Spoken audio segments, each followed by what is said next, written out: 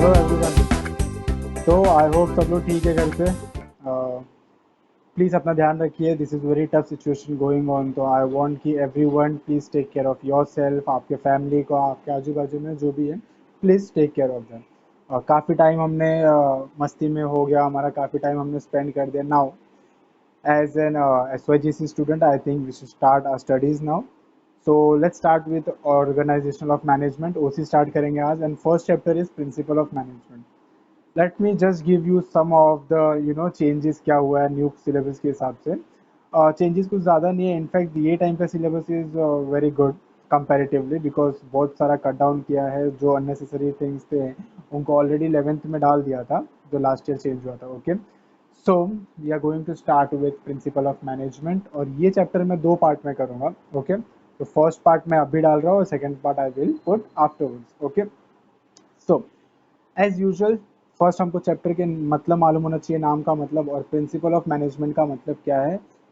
Late me explain you.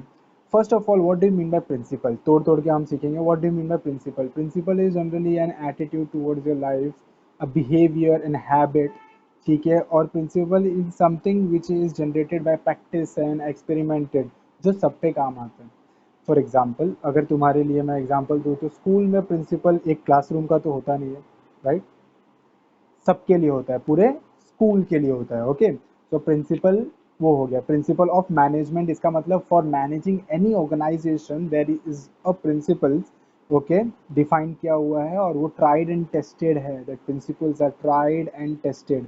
ठीक है, तो वो सबके लिए एप्लीकेबल होता है। इट्स नॉट लाइक कि नहीं बस इसके लिए एप्लीकेबल होगा, इंडिया में एप्लीकेबल होगा, यूके में एप्लीकेबल होगा, नहीं, it is not like that, it is applicable universally. Okay, so let's start with it. Introduction तो मैंने ऐसा दे दिया है तुमको एक्सप्लेनेशन में ही। Okay, so generally why people manage, क्यों मैनेज करना रहता है business? For a smooth functioning of a business, ताकि वो कनेक्टिविटी रहे with the employer employees as well as with the customers. That is very much important in business, क्योंकि वो connection छूट गया। फॉर एग्जाम्पल, अगर मैं लाइव एग्जाम्पल लूँ अभी सिनेरियो का, समझो दिस कोविड 19 की वजह से अगर कोई भी बिजनेस अपने कस्टमर से टच में नहीं है, ओके, कोई जैसे हम अगर आपके टच में नहीं है, तो we will break that link, we have to connect that. ठीक है, तो मैनेजमेंट वो एक चीज ऐसा है बिजनेस में which is something like we have to be connected with everyone, वो क्रिस्प होना चाहिए बिजनेस में, and there is very much well defined principles. दो दिग्गज लोग हैं ये चैप्टर में। Okay, they are called fathers. Fathers, दोनों फादर्स है, पर क्या चीज के मैं अभी नहीं बताऊंगा, I will tell in second part. Okay, so this was the introduction of principle of management. Now let's start with the answer. सबसे first answer, if you will see, open that PDF. आप सब लोग ने PDF download कर लिया है, okay? और मैंने बोला था वो डाउनलोड करना है, तो सब लोग प्लीज वो पीडीएफ डाउनलोड करें, एंड लेट्स स्टार्ट। तो सबसे पहले है nature of principal of management. What is the nature of that principles? Management का नेचर नहीं पूछ रहा है, प्रिंसिपल का नेचर पूछ रहा है। तो what is the nature of that principle, उसका तौर तरीका कैसा है? तो वेरी फर्स्ट वन, जैसे मैंने बोला, universal application. Why it is universal application? एक छोटा सा एग्जांपल दूंगा। Okay, suppose if I am not satisfying my customers need, मैं कस्टमर को वो चीज़ प्रोवाइड नहीं कर रहा हूँ जो मेरे कस्टमर को चाहिए, तो क्या वो मेरे पास लॉन्ग टर्म के लिए रहेगा? नहीं रहेगा। ओके, ये प्रिंसिपल है that we should satisfy our customers need. ठीक है, ये प्रिंसिपल से क्या होने वाला है, ये एक यूनिवर्सल है। इट इज़ नॉट लाइक कि इंडिया में अगर हम सेटिस्फाई नहीं करते तो ही कस्टमर भाग जाएंगे, बाहर नहीं सेटिस्फाई करते तो इट इज़ ओके, मतलब फॉरेन कंट्रीज में नहीं सेटिस्फाई करते, they are well, they are okay with that. नहीं, पूरा वर्ल्ड, पूरे ग्लोब में, if you will not satisfy, these are the principles, this is called principle. तो it is universal accepted principle. Understood? Second है general guideline. Okay, for a manager, ये manager के लिए बहुत अच्छा है। Every manager should go through this principles, because this is very much important, very much useful for the manager, कि कैसे guidelines दिया जाता है। ये प्रिंसिपल्स में बताया गया कि ये चीज़ें करना चाहिए, ये पर्टिकुलर अगर सिचुएशन हुआ तो ये चीज़ें करना चाहिए। Okay, understood? चलो, देन वी हैव थर्ड। जो भी पॉइंट्स में डाउट होगा, फर्दर एक्सप्लेनेशन चाहिए होगा, we will do that once. देखते हैं इस स्केनारियो कैसा है। अगर नहीं हुआ तो we will do live lecture, या लाइव मैं चालू करूँगा। दिस इज अ टॉपिक हम लोग स्टार्ट कर रहे हैं अभी। अंडरस्टूड? चलो, then we have principles are form by practice and experiments. Principles are form by practice and experiments, इसका मतलब क्या हो गया? प्रिंसिपल जब बनता है ना, इट इज़ नॉट कि हाँ सिर्फ मेरे एरिया में ये लागू हो रहा है, मेरे एरिया में ये वाला जो सिचुएशन है इसमें अगर ऐसा करूँगा तो ये लागू होगा, नहीं। Principles are tested everywhere overall. तो कभी भी कोई प्रिंसिपल बनने के लिए ना टाइम लगता है। फॉर एग्जांपल, कोई अगर मैं newcomer as a professor गया कोई कॉलेज में, तो तुरंत मुझे प्रिंसिपल नहीं बनाएंगे ऑब्वियसली, क्योंकि मुझे हर एक चीज़ पता नहीं होगा, तो उसको टाइम लगता है। तो वैसे ही जब प्रिंसिपल्स बनता है ना मैनेजमेंट का, तो वो सारे यूनिवर्सली, समझो इंडिया में, पाकिस्तान में, अमेरिका में, यूके में, सब जगह वो चीज़ एप्लीकेबल हुआ होगा, टेस्ट किया होगा और उसका रिजल्ट आउटकम सेम होगा, तब जाके वो प्रिंसिपल बनता है। तो principles are formed by practices and experiment. Understood? Flexibility, flexibility तुम्हारा नहीं है, ऐसा ऐसा, that is not flexibility in this scenario. Okay, flexibility का मतलब हो गया, as a principle is very much flexible, वो रिजिड नहीं है, इट इज नॉट स्टबन, नहीं ये ऐसी होना चाहिए हमेशा, ऐसे नहीं, because management is a situational thing, कभी भी कुछ भी हो सकता है। वेल, वो कैसा है मैनेजमेंट, ऐसा नहीं कि जो लिखा है वही होगा, कभी भी सिनेरियो चेंज हो सकता है, कभी भी सिचुएशन चेंज हो सकता है, you have to very much ready. ये थोड़ा सा फ्लेक्सिबिलिटी रहना चाहिए, थोड़ा सा चल ऐसा हो गया तो चल, as a manager I should take some certain other decisions. Okay, so that is important, the flexibility. Then we have behavioral in nature. Behavioral in nature first वाले से ही लिंक करता है। behavioral nature का मतलब क्या होता है? दैट मीन्स कि उसका बिहेवियर जो है, इट इज़ नॉट, सबका सेम नहीं होता है, बिहेवियर सबका सेम नहीं होता है, सबका तो छोड़ो, अपने घर में भी नहीं सेम होता है। ओके, तो बिहेवियर सेम नहीं होता है, तो we have to understand that हर सिचुएशन अलग होता है, and this is also a different. Principle का जो नेचर है वो भी बिहेवियरली नेचर है। Understood? Cause and effect relationship. Cause and effect relationship मतलब क्या हो गया, आप जैसे डिसीजन लोगे ना उसका आउटकम वैसा है। फॉर एग्जाम्पल तुम्हारे हिसाब से, how you will treat your partner ना, शी और he will treat you accordingly. Okay, तो कॉज जैसा आप उसके साथ करोगे वैसा वो वैसा होगा। Karma and all etcetera, these are the examples. तो मैनेजमेंट में भी यही होता है, बिजनेस में भी होता है। अगर आप बहुत लेजी हो, प्रोकास्टिनेट कर रहे हो, प्रोकास्टिनेट नहीं पता, अच्छा मैं बताता। प्रोकास्टिनेट करने का मतलब हो गया कि हाँ कल करूँगा, कल करूँगा, कल करूँगा। तो एज अ बिजनेसमैन अगर ऐसा कर रहे हो, तो that will be harmful for your business. तो काइंडली कीप अटेंशन। ओके, फिर नेक्स्ट है हमारा, all principles are of equal importance. और टोटल प्रिंसिपल्स 20 है। ओके, उसमें एक अंकल जो है उन्होंने 14 दिया है, दूसरे अंकल ने 6 दिया है। ओके, सब प्रिंसिपल्स आर इक्वली इंपॉर्टेंट है। वो 14 में से ऐसा नहीं कि स्टार्टिंग का 4 बहुत ज़्यादा इंपॉर्टेंट है, बाकी का जो है वो दैट इज़ नॉट इंपॉर्टेंट, ऐसा नहीं है। सारा principles are equally important, everything is equally important, because in an organisation it is very important to manage each and every level. ऐसा नहीं कि हायर लेवल अच्छे से मैनेज किया, लोअर नहीं मैनेज किया तो भी हमारा बिजनेस सक्सेस हो जाएगा, नहीं। You have to manage everything, तो every principles are important. Understood? इसका नोट्स है, मैं बना के दिया हूँ। फिलहाल फर्स्ट आंसर ही हम यहाँ पे करेंगे, नेक्स्ट वीडियो में I will continue with the other part. Okay, इसका नोट है, मैंने पर्सनल नोट बनाया है, आई will send in the group. और जो डीसीसी से नहीं है उनके लिए दे कैन रिक्वेस्ट। ओके, तो I will send that notes to them also. Thank you so much, go through it. सबसे पहले एक बार पॉइंट्स वापस रिवाइज कर लेते हैं जाने से पहले। ओके, फर्स्ट, यूनिवर्सल एप्लीकेबल, ठीक है। सेकेंड, जनरल गाइडलाइन, सब लोग बोलो ओहो, एवरीवन हैज टू से, चलो जनरल गाइडलाइन। फिर है principles are formed by practice and experiments. फिर फोर्थ बोलो बोलो, फ्लेक्सिबिलिटी। हाँ, फिर behavioral in nature.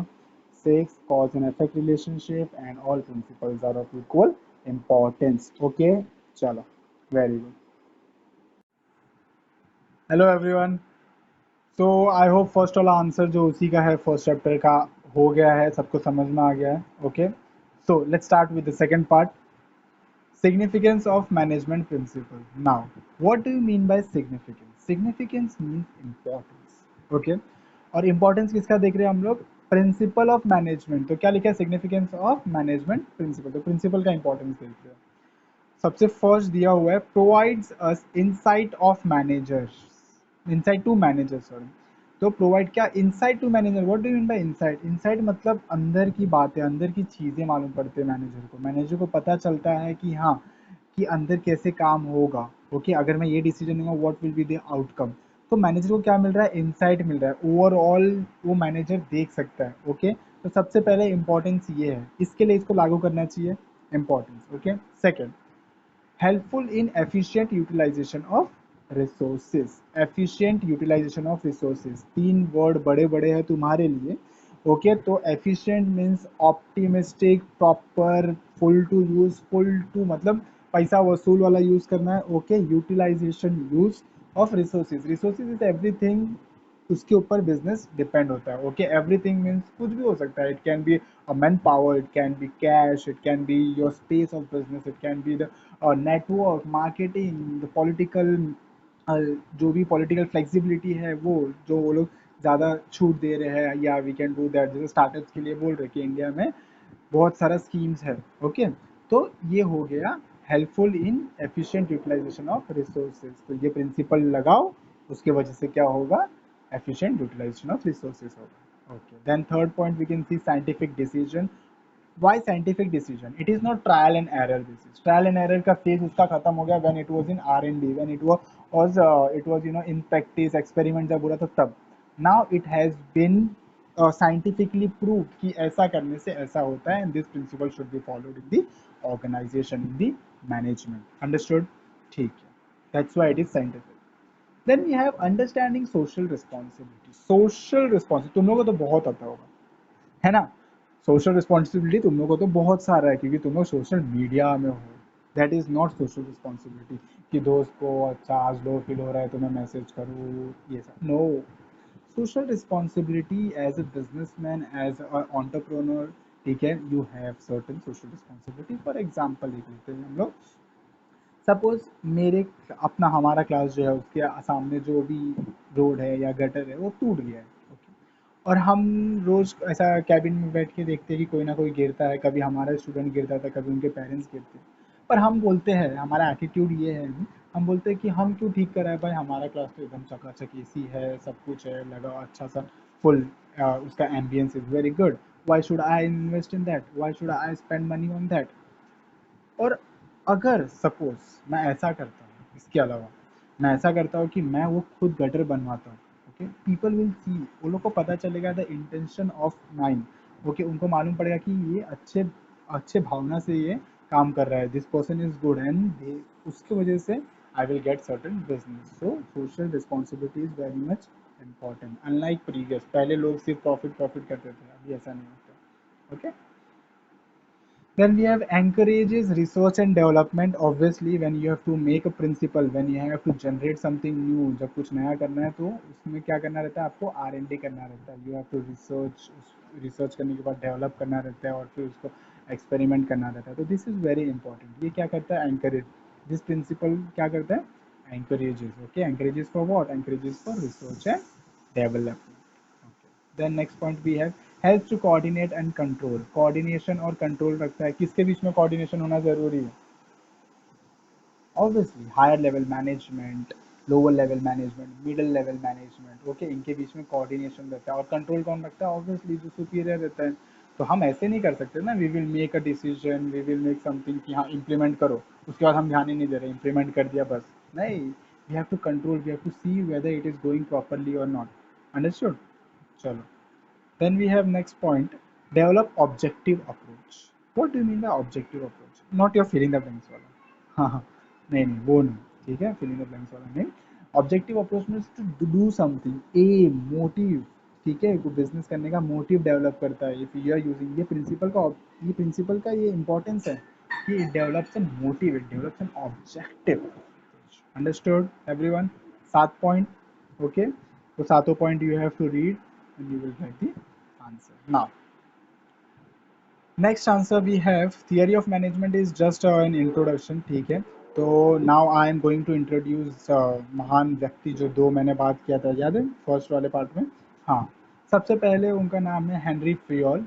He is father of modern management. He is father of, किसके पापा है मैं आज भी बता रहा हूँ, ये राज मैं खोल रहा हूँ कि ही is father of modern management. कितना हैंडसम है देख लो, भू के साथ लगाया पीडीएफ में, अगर देखो तुम लोग तो. ओके, तो उनके बारे में कुछ चीज़ें हैं, मैंने अपने नोट्स में हाईलाइट करके डाला है. यहाँ पे इंट्रोडक्शन है शॉर्ट, एक फटक से क्विक करते हैं. Henri Fayol, born in 1841 and died in 1925. Okay, he was a successful manager in a mining company, also French. वो finally he was chief managing director of that company and फिर उन्होंने ये वो टाइम पे इन्होंने 14 principles निकाले थे। Okay, क्या है वो 14 principles? Let's see. First, principle of division of work. What do you mean by principle of division of work? सब जगह प्रिंसिपल है तो उसको साइड में रखो, जो मेन वर्ड है we will go for that. Division of work, what do you mean by division of work? Division of work means सारा काम एक आदमी नहीं करना चाहिए, नहीं करना चाहिए। It should be divided. Divide करने से क्या होगा? काम जल्दी होगा। समझो ना, 4 जन घर पे बैठे और एक ही जन सिर्फ काम कर रहे हैं तो टाइम लगेगा, थक जाएंगे, काम अच्छे से होगा नहीं, फ्रस्ट्रेशन बढ़ेगा। Similarly in management also, in business also, you should divide your work. Expertise होगा, अगर जिसको सेल्स में है वो एक्सपर्टाइज सेल्स में होगा, फाइनेंस में होगा। इससे क्या काम फास्ट होगा, एक्सपर्टाइज आएगा, प्रॉपर काम होगा। ठीक है, इस इसके लिए ये डाला है, तो प्रिंसिपल स्टार्ट हो रहा है। ओके, सेकंड है authority and responsibility. When you are getting an authority you have certain responsibility. Every coin has two sides. Okay, तो आपको अगर अथॉरिटी मिल रहा है तो यू विल गेट रिस्पॉन्सिबिलिटी। अगर विराट कोहली को ये अथॉरिटी है that he is handling the team, he is he is enjoying benefit of being a captain. Okay, सारे डिसीजन मेकिंग्स में वो इन्वॉल्व है, तो he also has an responsibility to answer, उसको accountability है to answer the media, answer coach, answer management for the performance of the team. Understood? Next, discipline, principle of discipline, जो तुम लोग ने कूट कूट के भरे, मैंने तो बहुत देखा है। ठीक है, प्रिंसिपल ऑफ डिसिप्लिन। डिसिप्लिन क्यों? डिसिप्लिन इज समथिंग, मालूम है कैसे आता है डिसिप्लिन? रोज प्रैक्टिस करने से। मोटिवेशन मालूम है क्या होता है? It just help you to start, but discipline, habit, that keeps you going. ठीक है, तो डिसिप्लिन इज समथिंग कि तुमने एक चीज प्रण लिया है ना, तुम लोगों ने कुछ प्रण लिया है, now you want to achieve that goal. ठीक है, तो that is discipline. Now, principle of unity of command. What do you mean by unity of command? इसका मतलब है there should be only one superior to give you orders. ठीक है, जो तुम्हारा ऑर्डर देते, 4 जन ऑर्डर देंगे, ये भी दे, ये भी दे, ये भी दे, ऐसे कंफ्यूज हो जाएंगे और काम में कंफ्यूजन रहेगा, फिर चिल्लम चिल्ली होगा। That is not good for an organisation. Okay, तो कभी भी order should flow from one superior only. It will be smooth, अच्छा काम, अच्छे से काम होगा और परफेक्ट होगा काम and within time. Okay, then we have unity of direction. Direction when it comes ना, जब यूनिटी ऑफ डायरेक्शन का बात आता है ना, तो यूनिटी ऑफ डायरेक्शन इसका मतलब क्या हो गया? One person should head the plan. एक आदमी के दिमाग में वो प्लान होना चाहिए और उसके कहने पे बाकी सब जाना चाहिए। You can give suggestion, but सब लोग डायरेक्शन मत दो यार। प्लान फ्लॉप क्यों होता है? तुम्हारे कॉलेज के ग्रुप में प्लान फ्लॉप क्यों होता है? क्योंकि बहुत सारे लोग रहते हैं ना ग्रुप में, इसके लिए। तो कभी भी डायरेक्शन सिर्फ एक जगह से फ्लो होना चाहिए। हाँ, यू कैन सजेस्ट, थोड़ा मॉडिफाई कर सकते हैं, that is good. Okay, now further we will go for principle of subordination of individual interest to organisational interest. Okay, Hindi में अच्छे से मतलब समझ लो पहले तो। इसका मतलब क्या होगा? इसका मतलब ये हो गया कि हमारे इंटरेस्ट से ज़्यादा ऑर्गेनाइजेशन का इंटरेस्ट इज इम्पोर्टेंट। ओके, तो अगर कभी ऐसा चीज़ हुआ कि मुझे 2 आवर्स ज़्यादा बैठना है which will be beneficial for organisation but it will be harmful, मेरी गर्लफ्रेंड वेट कर रही है, डेट है, तो वो नाराज़ हो जाएगी, तो अब तुम्हारा ऑप्शन है तुम्हारे पास, you can go for your personal interest, individual interest or organizational interest. So as a good employee you should always go for an organizational employee as per the theory. Understood? चलो, next, principle of centralisation. What do mean by centralisation? Centralisation का एक अच्छा topic मैं बताता हूँ। Banks, banks का जो भी डेटा होता है ना, that is always kept in centralised manner. वो एक सर्वर पे रहता है। तुम कोई भी ब्रांच में जाओ, if you are in Mumbai today और आपका अकाउंट मुंबई ब्रांच में है एंड कहीं घूमने तुम गए हो, समझो कश्मीर गए हो घूमने, शिमला गए हो, ओके, तो वहाँ पे if you want to access, you want to withdraw money, तो तुम निकाल सकते हो। तो उधर बैंक वाले को मालूम कैसे रहता है कि तुम्हारे अकाउंट में बैलेंस है? It's just because of this centralisation. Okay, तो कभी भी काम सेंट्रलाइज होना चाहिए। There should be few people to control that, few people to handle that, that is centralisation. Then we have principle of remuneration, very important as an employee, मेरे लिए बहुत important है। क्यों?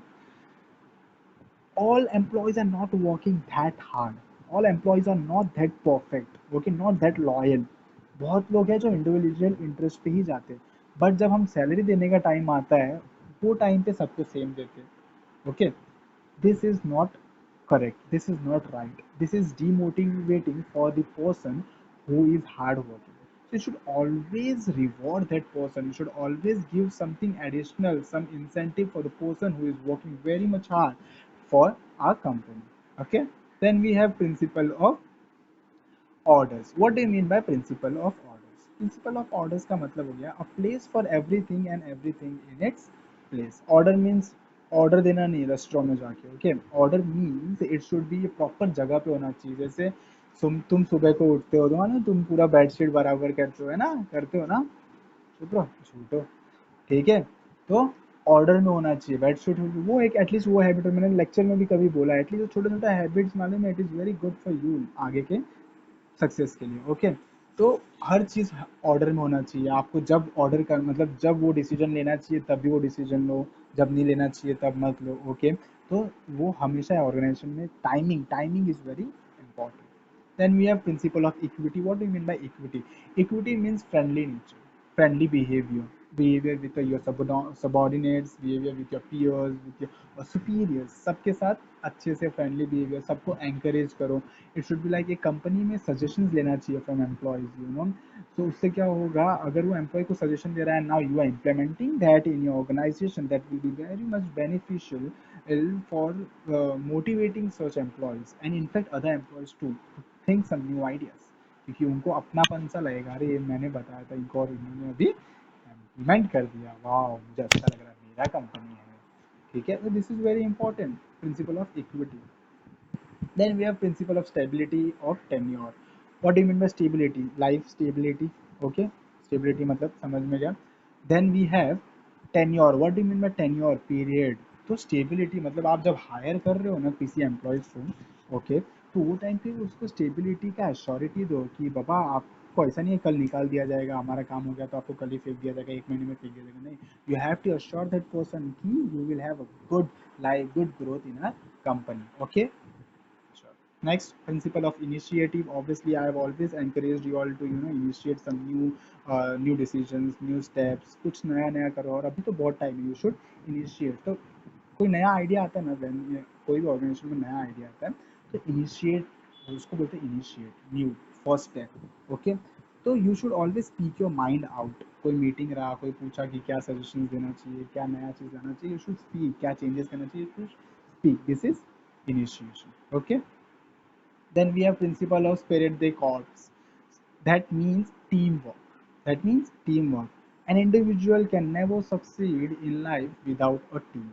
Even I, मतलब जहाँ आज तक जो भी CA फाइनल क्लियर हुआ, I have played for Maharashtra, ये जो भी है आज, it is not alone my hard work. Okay, मेरे पीछे एक फुल फ्लैज टीम है मेरा, और वो हमेशा रहता है. My family, my friends, they are very much supportive, they are very much enthusiastic for me at least. Okay, तो ये इसको टीम बोलते हैं. उनके मेहनत से और फिर मेरे डेडिकेशन से इट वर्क्स. एंड कभी भी ऑर्गेनाइजेशन में भी एज अ टीम झगड़ा करोगे तो कोई organisation will not accept that, they will throw you out. Okay, चलो, तो ये 14 प्रिंसिपल सबको समझ में आया. जो भी डाउट है obviously I am always available for your. Okay, चलो. देन थोड़े ओल्ड अंकल एक और दिख रहे हैं और उनका नाम है Frederick Wilson. He is father of scientific management. ठीक है, ये भी इंजीनियर थे, ये भी चीफ इंजीनियर रह चुके हैं. ओके, 1856 से 1950 तक इनका रहा है. ओके, चलो, इनका 6 प्रिंसिपल्स है. क्या बोल रहे हैं, क्या बोलना चाहते हैं, let's see what is telling. First principle if you will go, तो है science not rule of thumb. Okay, rule of thumb means, ठीक है, चलो ये ओवरऑल मैं पैराग्राफ का मतलब बताता हूँ. That you don't have to मुझे आज मन कर रहा है, मूड है, चलो ये डिसीजन लेते हैं विदाउट थिंकिंग एनीथिंग, या फिर मेरे को हायर करना है किसी को, चलो ठीक है, पहचान क्या है, चाचा का लड़का है तो उसको हायर करो. No, that should be a scientific test, that should be a scientific principle behind every decision you are making in an organisation. Okay, चलो. Then we have harmony not discord. Harmony मतलब क्या होता है, शांति. ठीक है, employees और management के बीच में there should be coordination, there should be a path, a way जो साथ में चल रहे हैं दोनों. तो हार्मनी होना इज वेरी इंपॉर्टेंट. दोनों जन साथ साथ में रहेंगे. कभी कभी कॉन्फ्लिक्ट होता है and that is good for a growth, but you have to understand that. Okay, चलो. तो harmony is very important. Mental revolution, what do mean mental revolution? कभी भी you should not torture your employee, कभी भी you should not get tortured by someone, you know. Mental peace होना चाहिए between the management, between the employees, between team, everyone. mental mental peace is very much important in an organization too, and in personal life also. Then we have corporation, not individual. Obviously आप अकेले तो कुछ नहीं करना चाहोगे, अकेले कुछ नहीं करना चाहिए. आई सजेस्ट दैट, ऐसे नहीं सोचना चाहिए कि मैं ही अकेले सब कुछ करूँ. No, you will stop somewhere and that will be very hard for you. तो बेटर टीम के साथ चलना. कॉर्पोरेट विथ एवरीवन, कभी तुम आइडिया दो, कभी तुम. कॉर्पोरेशन डजंट मीन हाँ हाँ करना और यू नो चमचागिरी करना. It's like if you are not agreeing at any point, so you should raise that point. ठीक है. Conflict for a certain point doesn't mean conflict with that person. It's only for that point. आपको वो person अच्छा लगता है but कोई point पे झगड़ा होता है. फॉर एग्जाम्पल पेरेंट्स हुए, आपके पार्टनर हुए, झगड़ा होता नहीं है क्या? होता है. That doesn't mean you don't like that person, you don't like that point. Okay, तो you should correct that. Then we have division of responsibility.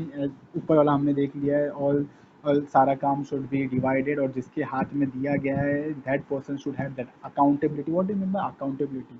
Accountability responsibility थोड़ा सा अलग है. क्या? अकाउंटेबिलिटी मीन्स जवाबदारी, रिस्पॉन्सिबिलिटी मीन्स जिम्मेदारी. अंडरस्टूड? ठीक है, चलो.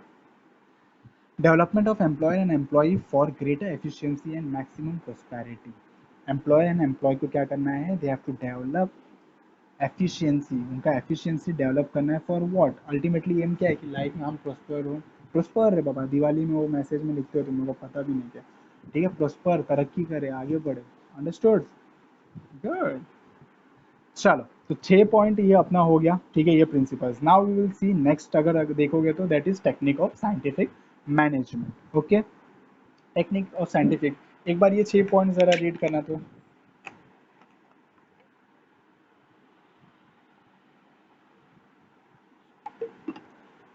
रीड करो यार, रीड करो.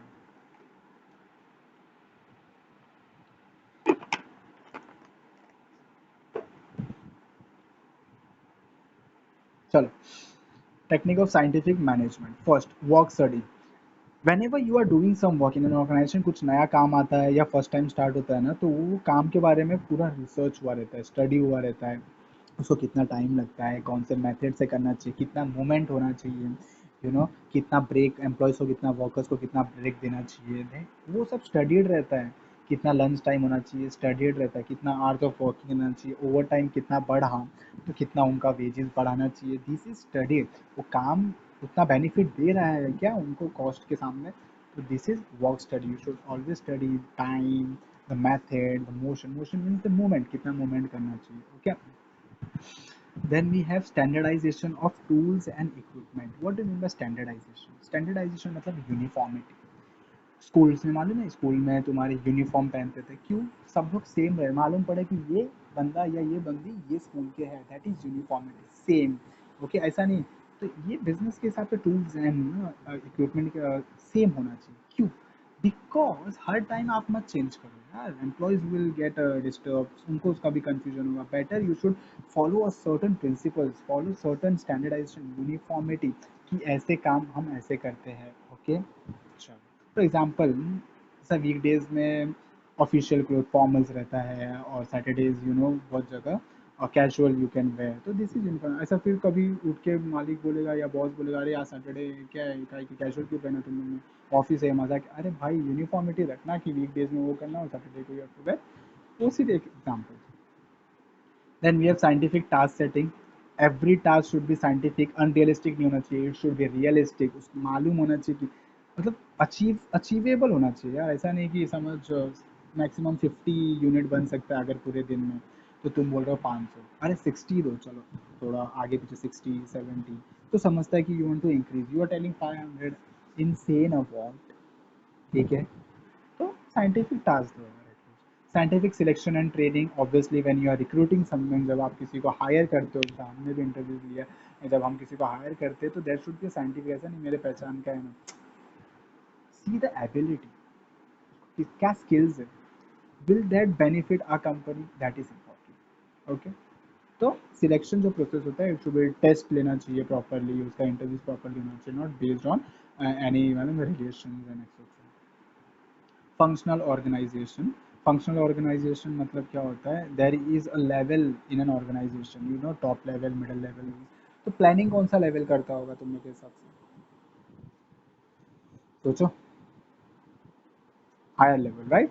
तो प्लानिंग कभी भी हायर लेवल करता है, और उसके बाद एग्जीक्यूशन होता है, इम्प्लीमेंटेशन लेवल एक होता है जो नीचे एग्जीक्यूट करता है। ओके, तो ये फंक्शनल ऑर्गेनाइजेशन है।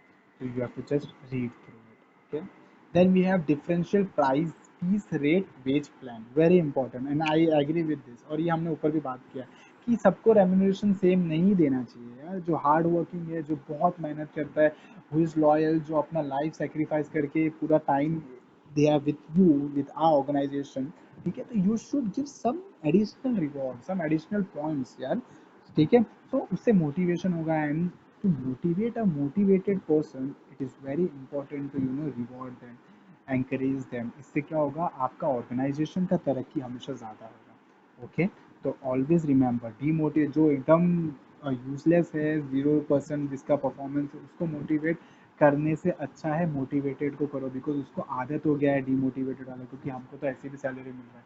You have to motivate demotivated, उनको भी दो उनके लेवल के हिसाब से, सर इनको दो इनके लेवल के हिसाब से, you should keep that difference. Okay, चलो, so we are done with this chapter now. Okay, कुछ भी डाउट है, कुछ भी रहेगा, just let me know, ping me आप। ओके, बाकी तो मैं नोट्स तुमको दे ही रहा हूँ, ये तो यूट्यूब पे पड़ा रहेगा, व्हेनेवर तुम देख सकते हो, और लेक्चर देखते देखते, यू नो, ये पीडीएफ चालू रखो। अब तुम बोलोगे सर एक ही सेल फोन है, अरे घर पे है, सब लोग घर पे ही हैं आजकल, दो सेल लो, एक में पीडीएफ चालू रख, एक में ये रख, बुक आएगा तो बाद में तो देखेंगे, फिलहाल ऐसे तो करो, you have to manage. Okay, चलो, then see ya, bye bye, take care.